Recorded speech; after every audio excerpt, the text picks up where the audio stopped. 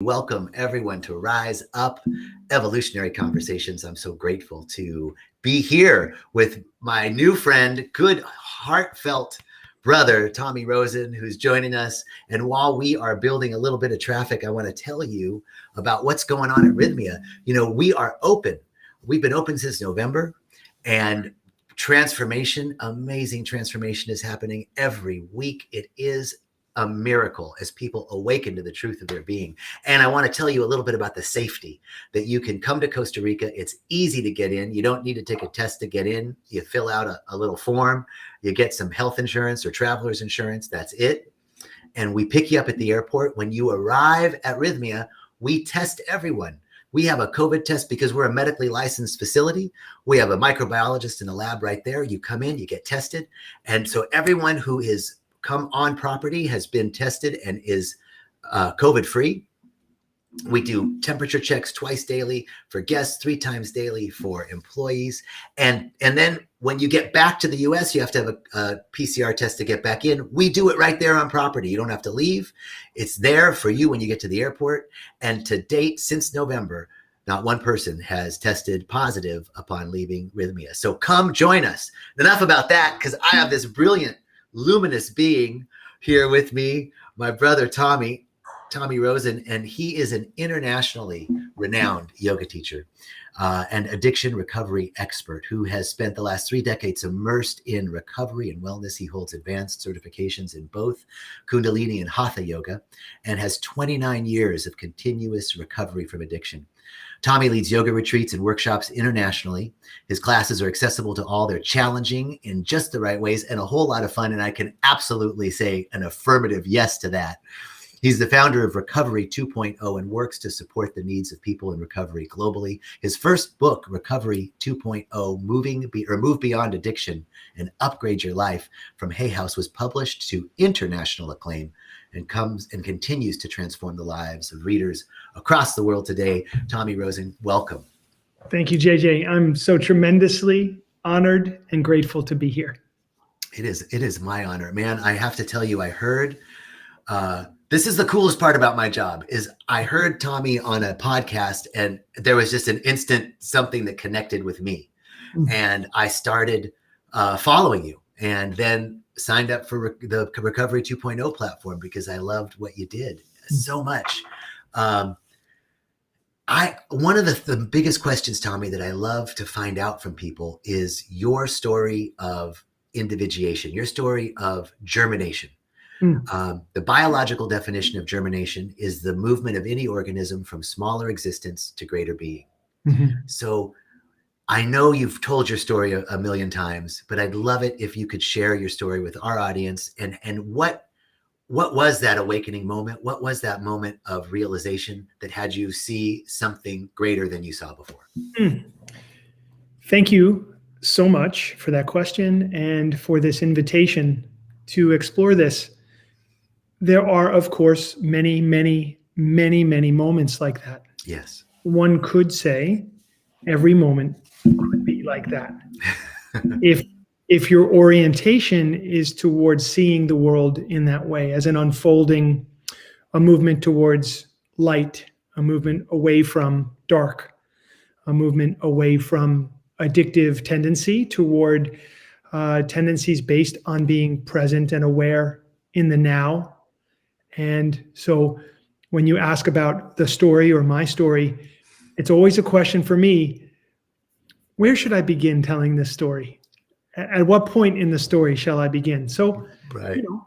I think for your audience, I could begin really at the very, very, very, very, very beginning.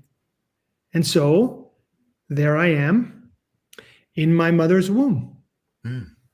I am surrounded by amniotic fluid. I am subject to my mother's chemistry. I am subject to my mother's energy. I am subject to my mother's experience. I'm very, very much under the influence of my mother's perception of herself and the world around her. And it all really truly begins there as an imprint. The patterns are beginning.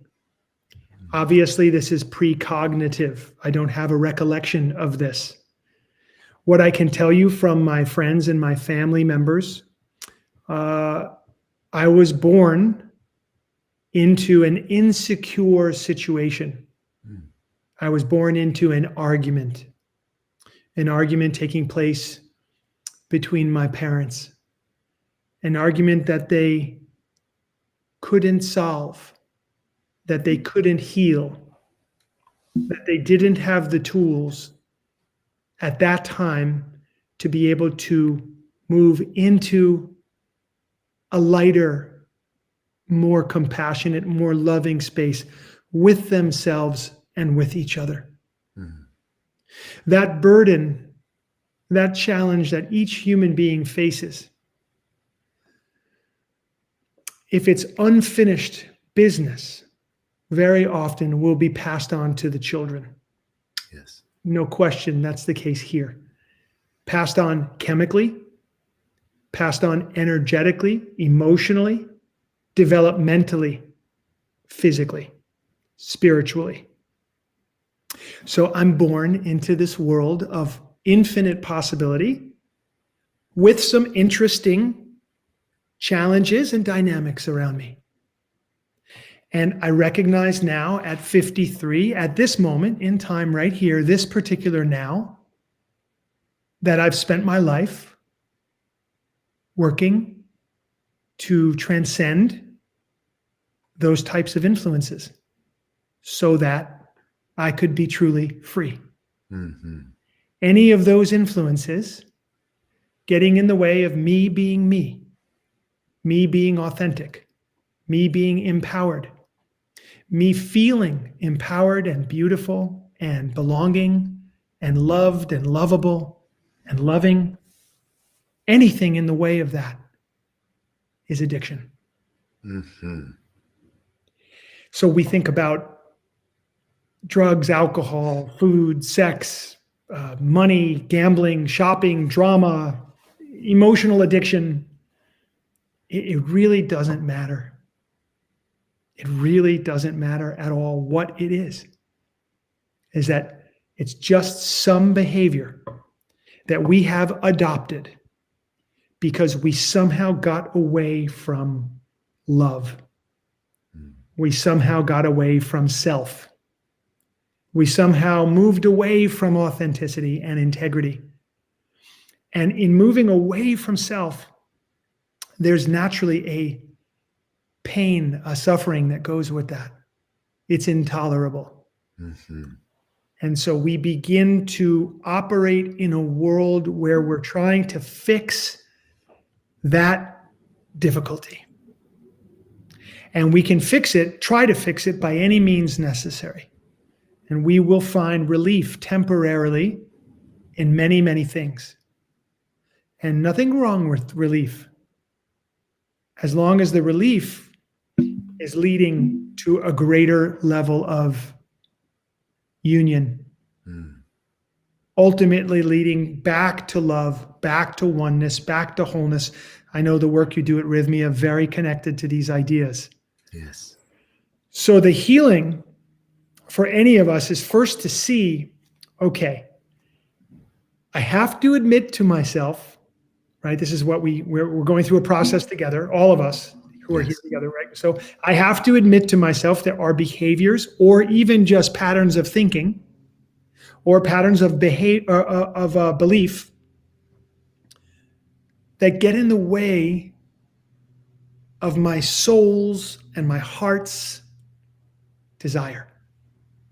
My soul's desire. I'm here to serve my soul, although it doesn't always look like that. And it doesn't always play out that way. Right. But when we serve our soul, only amazing things result from that. The most extraordinary things. When we serve our heart, the most amazing things come from that. But somewhere along the way, as we've been talking about, we get a little off track from what the soul needs or desires, what the heart desires. Maybe we're trying to please someone else's idea of how we should be. Maybe we are pursuing something that is just simply not in our dharma. It's not in our duty, our path. And our job is to constantly course correct. Yes. So we're in a fact-finding mission as human beings. I'm still very much in a fact-finding mission about the unfolding of life as I experience it through the organism known as Tommy Rosen, recognized as that organism with all of his perceptions and beliefs and history and all the food I've ever eaten, all the people I've ever connected with, all the media I've ever watched, all the books I've ever read, all the things I've ever learned or been exposed to. I'm under the influence, just like I was under the influence of my mother's chemistry and my mother's reality when I was inside her womb. I'm still under the influence, and I work each day to get up above that influence. Mm-hmm. And so it's not, for me, it's not, oh, do you know, Tommy, the truth is I have not used drugs or alcohol for 29 years. And so that's a long time. That's a commitment, one day at a time commitment to not do that. People might be interested to know what would happen for a person that they would make a decision like that. Why would you decide to do that on a one day at a time basis? And why would you continue to decide to do that? This being, Tommy Rosen, must have decided that there was something valuable or correct for his particular approach, his dharma, his needs. And so, you know, that's exactly right. That for me.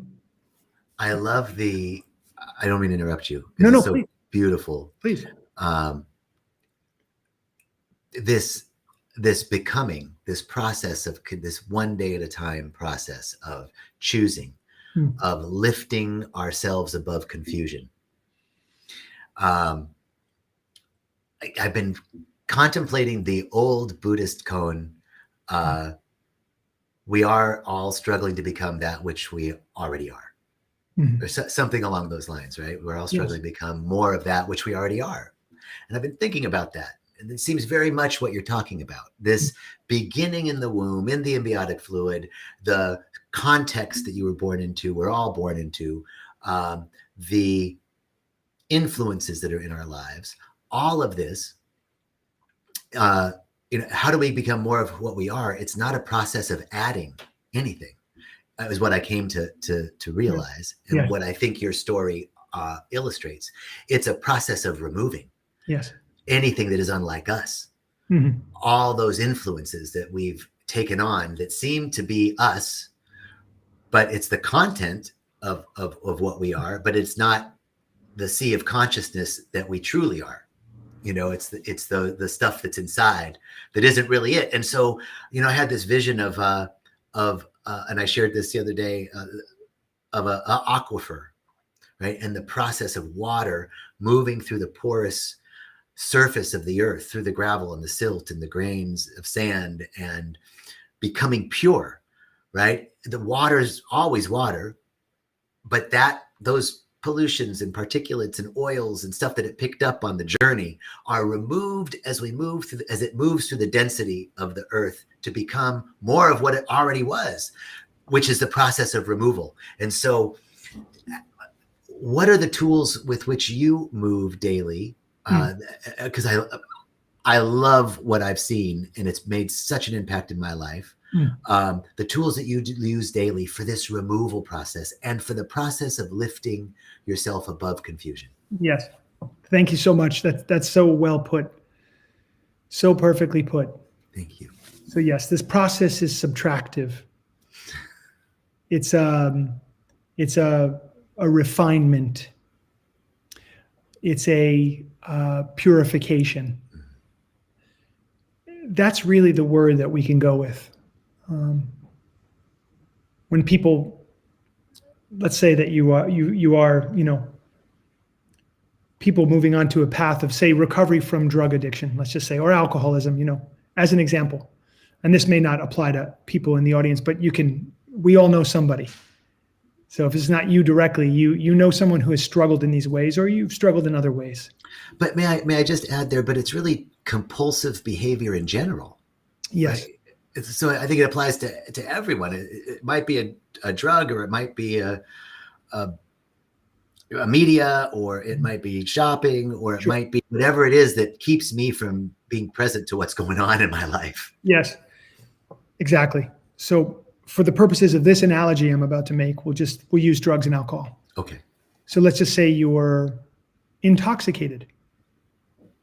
And what I mean by that is the cells in your body have toxins that need to be processed out. So I'm talking on the physical level now. We can also speak energetically, emotionally, what it is to be toxic emotionally, to be in the addiction of shame, or the addiction of resentment, or the addiction of anger. Many of those painful emotional addictions. It's an intoxication. We have to find detoxification. We have to purify. How often do we have to do it? Every day. Yes. Why? Because we live in a toxic world, physically. Air pollution, water pollution, food pollution, emotional pollution of every kind, noise pollution, all the pollutions. We live in that world, and we must detoxify as a daily protocol in your life. If you took nothing else from this discussion than that, and you understood that it wasn't that, oh, every now and then I'll do my detox, I'll go away for a week to a place and I'll detox. No. If we've come to a point in our world and in our mind and in our collective, we have to do it every single day. The purification begins when even before your eyes are open in bed. You will often find yourself, as everyone does, in some form of anxiety or negativity, worry or concern. It's not a weakness. It's just a habituation, like the particles you spoke of in the oil that need to be refined out. So we wake up right away. We get up and we do our practice. Now, our practice can be many, many different things, as long as it brings you toward a more truthful way of being. That phrase that I just used, a more truthful way of being, implies that negativity, that anxiety, that concern, and that worry is not actually based in truth. Yes. But it's actually based in mental habituation, emotional habituation. It has to be broken right away so that it doesn't dip below the surface and rule you from the throne of the subconscious mind. Beautifully said. So it has to be rooted out. And if you do that work in the morning, you will approach the day from a more easeful and lighter state of being. So we start with sadhana practice. Sadhana is just simply an Indian word, Sanskrit word that means spiritual practice. Anything that moves you closer to the truth, allows you to operate here in three-dimensional reality with greater skill, greater presence, more calmness. And so that's very good. We want to move in that direction. We start in the morning with our sadhana practice. If you don't have a sadhana practice, there are so many ways to, first of all, you could certainly join Recovery 2.0 and you'll be inundated with practices and things that you can do in the morning. But you don't have to join anything. You can begin yourself. I'll give you an opportunity, an invitation to just start breathing consciously for 11 minutes each morning. Sit up tall. Just have your spine straight. Let your hands just relax onto your legs. If you're in a chair, that's fine. You can put your feet flat on the ground. You can be on the ground, and you can go cross-legged, however you're comfortable. But most importantly, don't feel like there's only one posture that's going to be appropriate for you. You can do whatever feels comfortable. And then close your eyes if that's comfortable for you. If not, keep your eyes open. Soften your gaze or close your eyes and begin to focus your mind towards your inhale and your exhale. Allow the thoughts to come and go. And don't worry about the fact that you think a lot. It's okay. And just set a timer for 11 minutes. And that starts to be your sadhana practice. Nothing more is needed.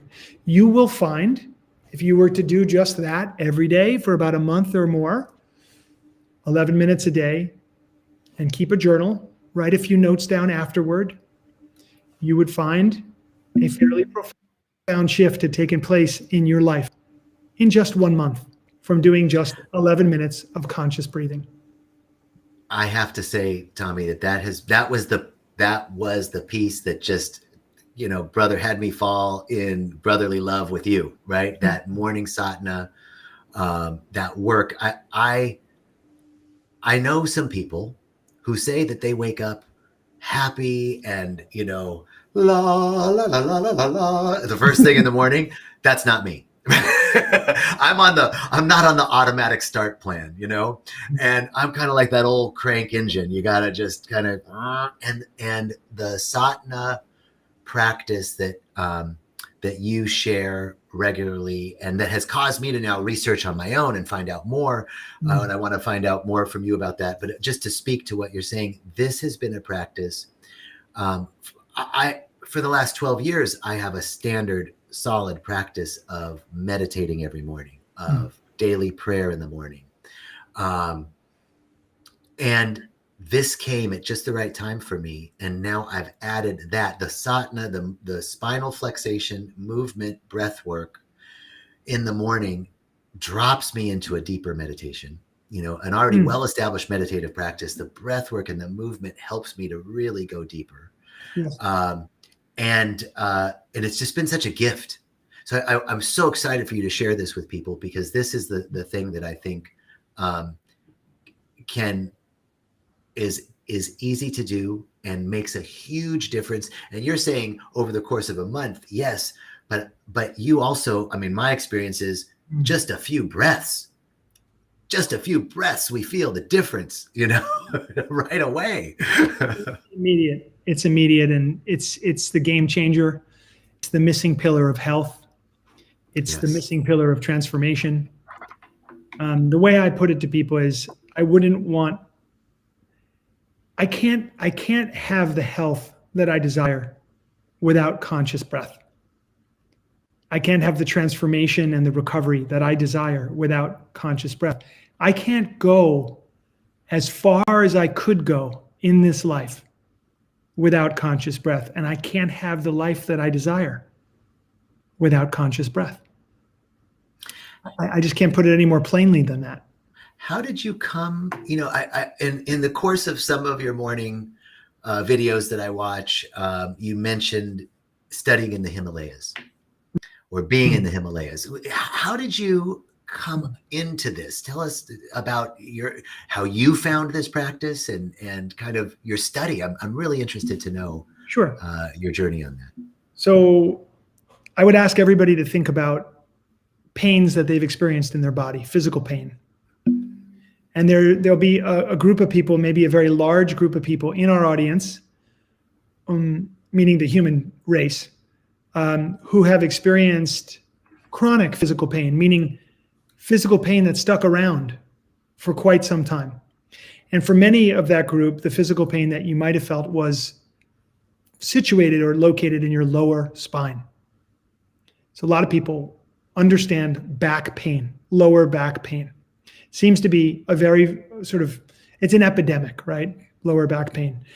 And so I was no different, except my back pain was severe. So severe that the things that I love about life were temporarily removed from me. Movement, dance, sports, athletics, kinetic. Like I live a very kinetic existence, and I love that. So for me to have severe chronic lower back pain was kind of the end, it's like the end of my life as I knew it. And in seeking healing and trying to find a way out of that, my mantra always was, at that time, this is 20 years ago, was there must be somebody who knows how to fix me. And languaging there, you already know the punchline here. You can only fix yourself, but you can have guides that guide you in setting circumstances, laying the garden for healing to take place within the body. And then there's the God part of this, the spiritual part of this, where there's a heart beating in my chest, and I'm not responsible for that. Right. I'm not thinking about it. I'm not, to my knowledge, empowering that. Like something else is in charge of that. I need to tap into that something else that's also in charge of the healing of this body, the healing of society, the healing of the world. And there's a play going on here, and I need to tap into it. So I found a teacher, my life teacher, Guru Prem, who taught me how to breathe. And the way he put it to me was, he said, Tommy, I know how you're going to die. That's what he said. Good way to start. First time I met him, I can see how you're going to die. And I said, okay, you have my attention. How am I going to die? And he said, on an exhale. And I started to think about that. And I went through a bunch of death scenarios in my mind, and I was like, yes, that's true. I'm going to die on an exhale. And he said, and you came in on an inhale, just like everybody else.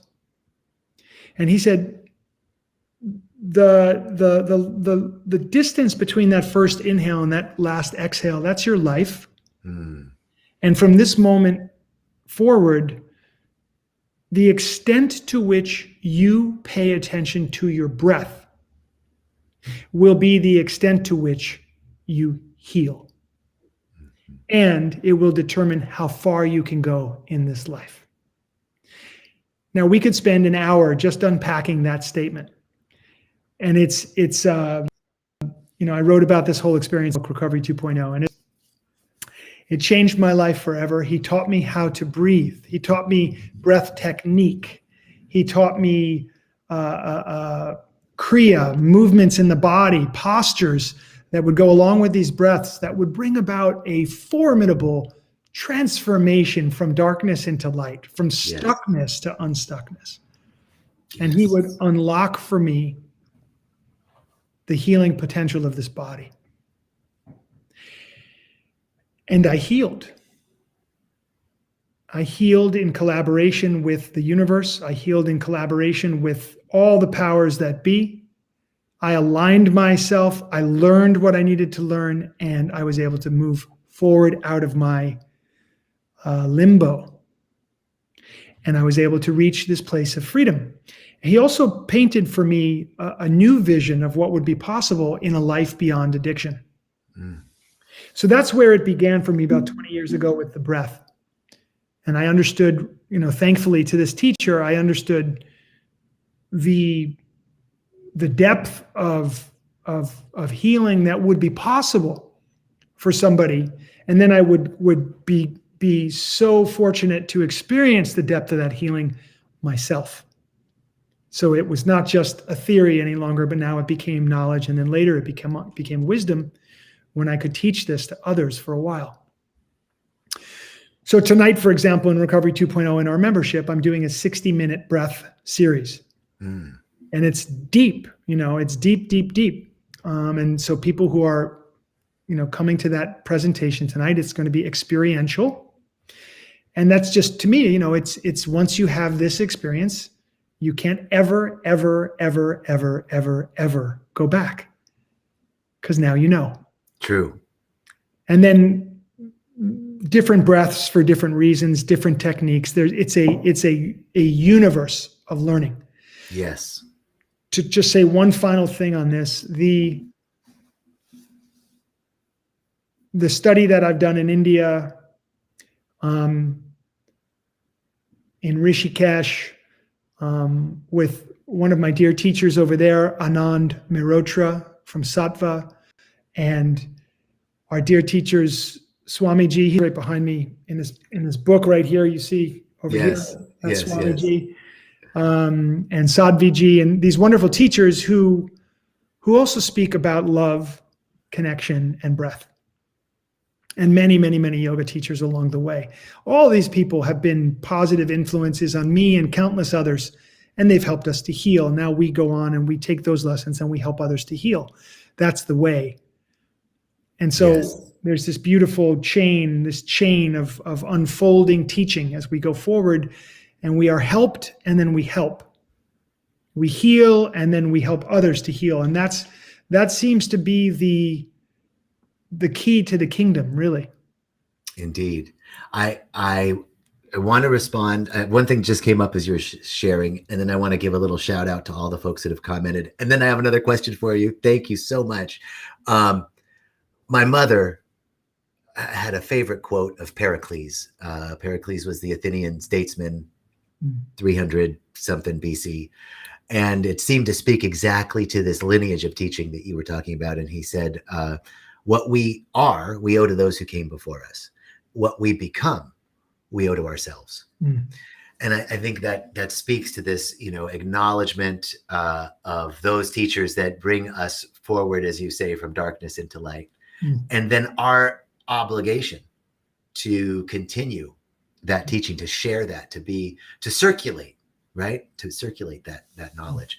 I want to just say, Suzanne, thank you always for joining us, and Mia and Tammy, Colette. And there was a comment here. Nushin, welcome back. Great to see you. And someone said, Dorota asked, why 11 minutes? And hi, Dorota. Why 11 minutes? And then someone else, yes. So let's ask that question. Why 11 minutes? Sure. So I'm going to give you my answer. 11 minutes is enough time for you to truly begin to settle. Some people say 3 minutes. And for me, that's not been my experience. Some people have said 7 minutes. And for me, that's not been my experience. 11 minutes. Could you do it in 10? Sure. Could you do it in 12? Sure. I like the number 11. It's a powerful number. Yes. And I like that it's more than 10. So what I'm doing is I'm working my way into more. So what I mean by that is, if life gets in the way of yoga, but you love yoga, or you feel love in the state of yoga, then you will make yoga your life.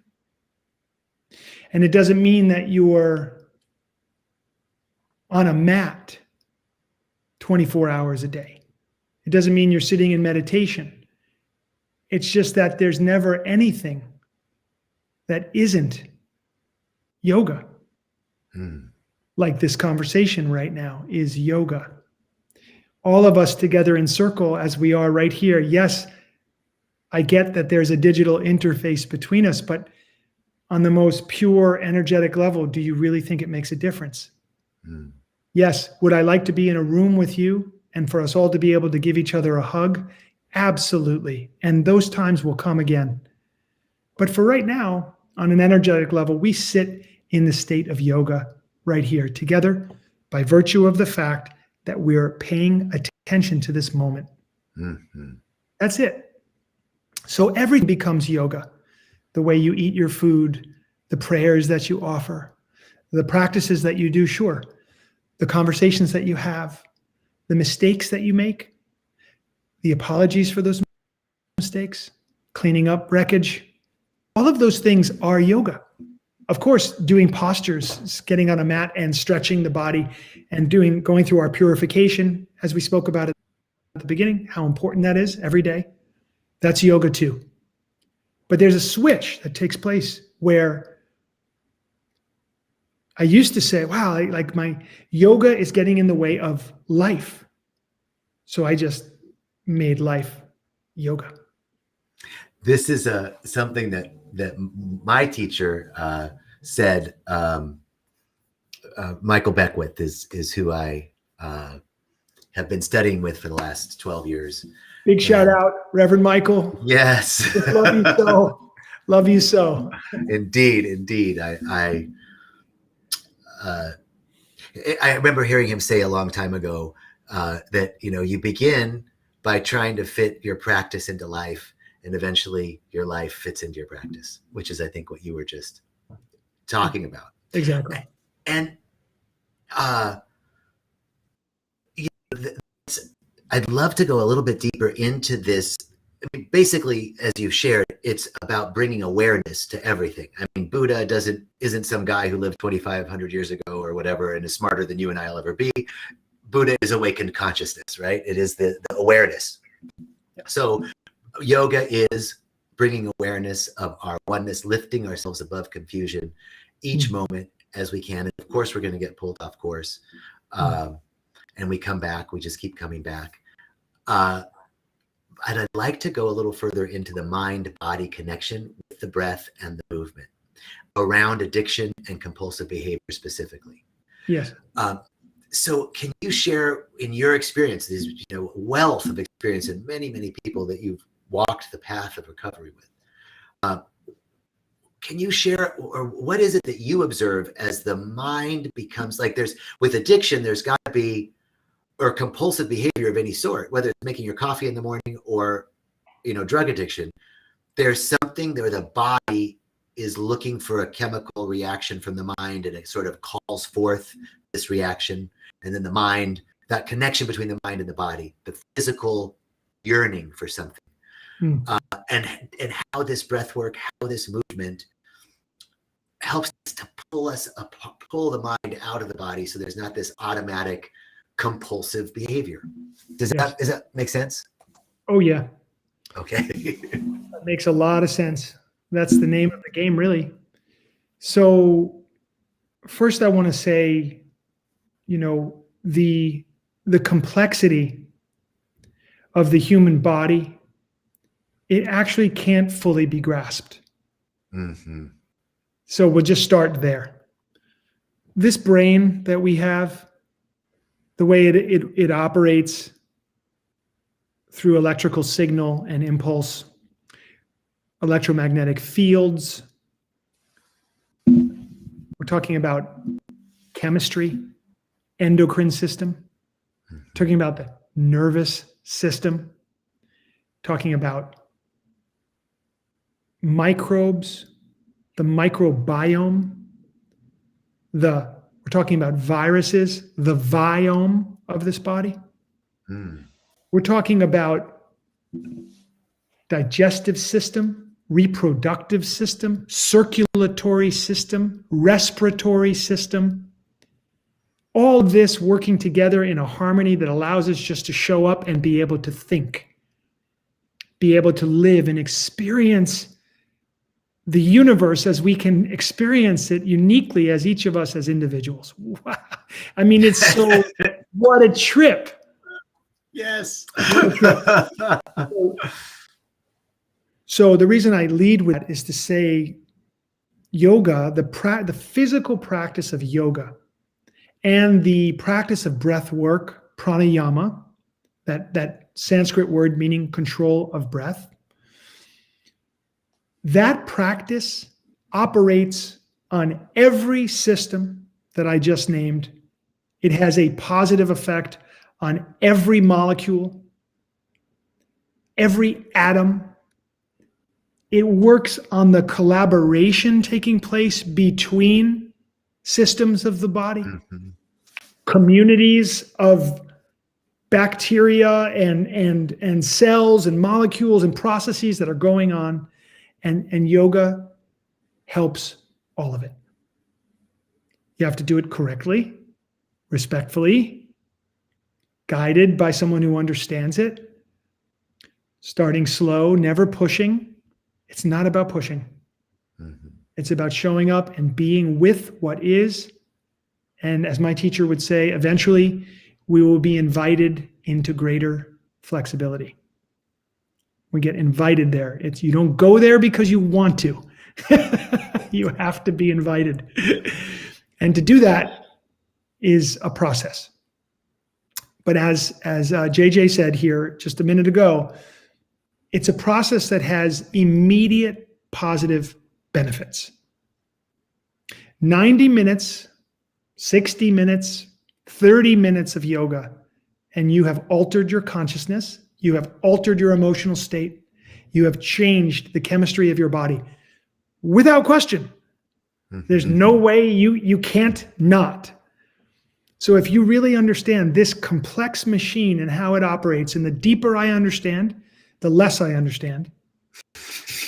But the more I realize what's taking place when I get onto a mat, which I'm going to get on as soon as we are done here together. Yeah. Because I want to alter and up-level my energetic, physical, mental, emotional, and spiritual reality. And I now, like you, hopefully like you, I have an understanding that I'm in the driver's seat in that way. I have free will. I can make a choice to up level, or I can make choices to down level. And today, I've seen that power that I can tap into, which allows me that freedom of choice and allows me to make a decision for myself, which is going to change my day and my life for the better. Every single person has this ability, but we may be separated from understanding that truth. And we may not be in the habit of showing ourselves just how powerful we can be if we align with the power around us. Does that make sense for you, JJ? Yes. This conscious choosing, and it's actually the perfect segue into the next question that I have. Because I got a call from a friend this morning who just called me for prayer, crying on his way to work, and struggling with addiction. And I know he's been struggling for years. In fact, I thought he was on the other side of this because it had been so many years. And I hadn't heard from him in a while. He had moved to the East Coast, and he called this morning and just said, I can't do this anymore. I've been that old story that we've heard, right? The shame and the guilt and the regret of again falling, and I want to stop so bad and I can't, and all that whole complex. And it speaks directly to what you were saying, the sort of, I have free will.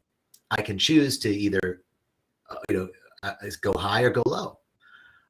And my own path of moving through my addictions and compulsive behaviors has been wasting no time in self-recrimination when I do fall, because that downward spiral of shame and guilt has never been productive. But I'd love to know, Tommy, while I have I have prayer as a tool in my gig bag, and I know that the consciousness that heals is the consciousness that sees wholeness no matter what the appearance is. And I can hold the space for my brother who's calling and asking for help.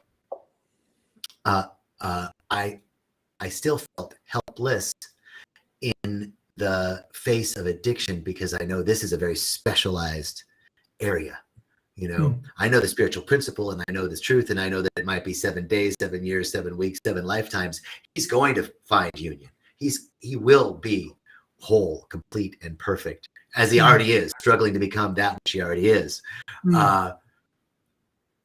I guess I'm asking you a little bit of, if you were on the phone, if you got that call, how would you move through that call and with the sort of triage and then the follow-up treatment? Yeah. So this is really at the core of where parents are with their kids, or any loved one who knows somebody that's struggling, in this way. So there are many different ways to approach a person, and wordsmithing and tone and delivery are so important. The first thing is the core understanding is love. So I'm not angry with this person, or I may be angry with this person, but that's not what's going on here. There's a higher thing going on here, and that's love. And that's compassion, meaning to understand the suffering of another. Mm-hmm.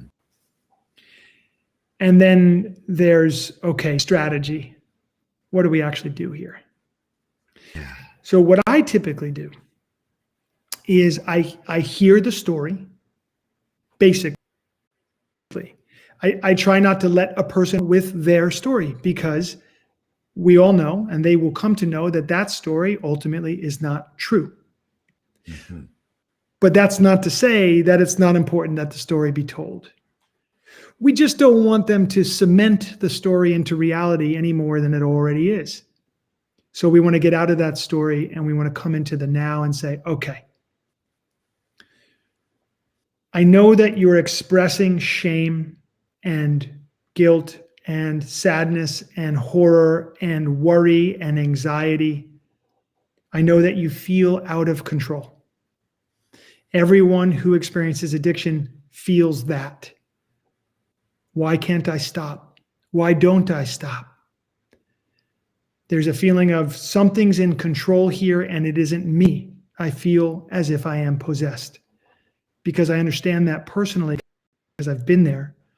I can that eloquently and authentically. So we get on the same page. And then I just bring the reality to bear. If you can go to bed tonight, this night, without having used drugs or alcohol, that would be an unbelievable victory. No matter what else happened in your life today, if you could simply lay your head down on the pillow tonight and know, okay, today I didn't use drugs and alcohol, or whatever the addiction is. I didn't act out in that addictive way. That's an unbelievable victory. So we want to work on that, because what do we know? We know this person is intoxicated. We know they're not thinking clearly. We know they're not in their power, in their confidence. They haven't yet proven to themselves that they can do it. They doubt themselves tremendously. So the next thing is, okay, I say, can you handle that concept? Yes, but I don't know how to do that. I don't know how to get through this day. Say, okay, let's move into practices for the day today. So here are 3 things that you can do right now. Let's set you up. Number 1, get to a meeting of other people who are in recovery, dealing with the kinds of feelings and the kind of things you're dealing with. I can set you up with Recovery 2.0 meetings, Alcoholics Anonymous meetings, Narcotics Anonymous meetings, Al-Anon, CODA meetings, another 1,000 kinds of meetings. There's opportunities everywhere, every hour of the day and night, everywhere in the world, online and offline. Mm-hmm. The first thing is to get out of the isolation and the shame of it. I'm alone in this. I'm alone. We got to get out of that. It also helps you pass time. So that's the thing, is get to a meeting, get around other people. Okay. Let's just assume the person is willing and they're willing to do that. Okay, so you can start with that. The second thing is, I need you to eat something. I need you to drink some water. I need you to do it even if you don't want to do it, because this person is already imbalanced, and to have blood sugar be an issue in the middle of all this is a major league problem and a trigger that people don't mention it enough. So you have to eat something. People who are struggling with alcoholism, who stop drinking, what is their problem going to be? Sugar craving, because alcohol breaks down into sugar, and they are all of a sudden, they're not giving their body the sugar. They're going to need it. Have a nice big piece of pie. You know, I know that sounds crazy to people because you're going to think, oh my God, you're going to keep somebody addicted on sugar. No, no, no. We're talking about one day. We're talking about getting somebody through a day. Yeah. Who can't imagine putting their head on a pillow tonight without using alcohol or drugs. So eat a meal, eat a healthy meal, drink water. And if you need something sweet, okay, give yourself a break. And then the third thing is accountability, like immediate accountability. You have to text me. If you get into trouble emotionally, you get caught up in negativity, you get caught up in anxiety, you're in craving and you think you're going to use, text me, call me, or someone like me. It has to be that personal, because we're alone otherwise. And we've been alone. And we've been alone with our addiction, and we've been alone with our mind, and it's a terrible place to be. But all of a sudden, you have somebody to report to. It really, really changes the dynamic. And I've seen many, many thousands of people get sober in exactly this way. The simplicity and elegance of what you said really resonated with me, and I can see, I'm so grateful I asked that question, as simple-minded as it was. It's such a great, because of your immense experience in walking this path with so many, that experience has wrought clarity and simplicity, which is what it's always about. First, can you imagine, first love. Love is the foundation. I just want to repeat the 3 steps, right? Love is the foundation. And then can we just get through the day? Can you imagine just tonight, just for today? Yeah. And then some practices to help you get through that. Going to a meeting, eating, hydrating, and accountability. Yeah. Brilliant. Yeah. Brilliant. And then, people get to 3 days and they can't believe it. And I point out, like, you've been sober for 3 days now. If you could do that time if you desired, but it would have to be one day at a time. It's only ever going to be for today. Now, that brings up questions for people, but we can deal with the questions around that for another time. Sure. How do I plan for the future if I'm living one day at a time? What am I supposed to do to plan anything ever if I'm always living one day at a time? These are fair questions, but they bring up the conundrum of time, which is one of the biggest issues in addiction. So when we break through the conundrum of time, we're able to begin to draw back our power into the present moment, where previously with the conundrum of time, it seems impossible. It's impossible to do. That's for another time. Yeah. I'm so, Tommy, I'm so grateful for this time. I'm so grateful for who you are in the world. I'm so grateful that I happened upon you, and that we can continue the intersections and crossroads and unfoldings of this beautiful practice. And thank you for the wisdom that you shared. People, again, Recovery 2.0 is a beautiful platform, and as much as there's a lot of questions around ayahuasca as a means of recovering from addiction or helping, and I know there's things on both sides, but we've also seen at Rythmia such tremendous healing around that as well. So many options for us to take, whatever resonates with us.